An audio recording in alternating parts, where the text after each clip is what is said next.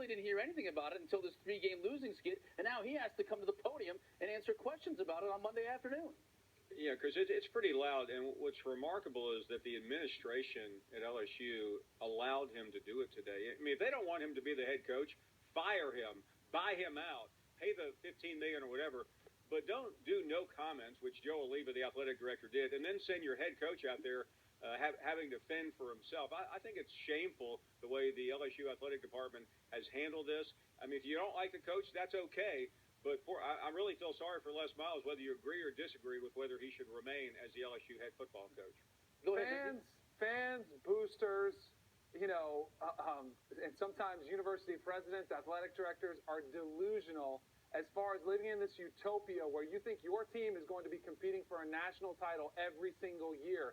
It is really hard to do that. It's not easy. You're dealing with a coach who is the second winningest coach in the SEC since he arrived at LSU, the sixth most winning coach in the entire FBS since he arrived at LSU.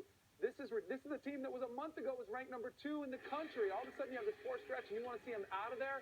I just don't get it. I think they're going to basically throw $12 million in a heap and light it on fire if they throw them away. And second only to Charlie McClendon, the legendary Charlie McClendon, in terms of winning at that school. And, Paul, what is it that brought this on? Yeah, they've lost 3 in a row. And, yeah, maybe the last couple of years Alabama has owned them in the SEC West since that national championship, the rematch a few years back. But has it been that bad?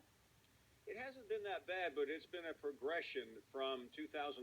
Remember when LSU was undefeated in the regular season and then lost to, guess who, Nick Saban in the championship. Every time I'm in Louisiana, you hear it on the streets. But what's so remarkable this time around, I mean, this almost looked like a concerted effort to get rid of him. There was a story in the Baton Rouge paper the other day. I mean, I've been a reporter all my life. You just don't find these stories on trees. Someone in the administration, someone close to the top, has to give these stories out. And like you said, Chris, that's all we've been reading. I mean, there's just Les Miles can rub people the wrong way. There's a lot of criticism of his stubbornness, but that's who he is, and that's what's also made him successful, and that's what also apparently has brought LSU to the point where, as of this day, they're number 1 in recruiting going into next season. And what's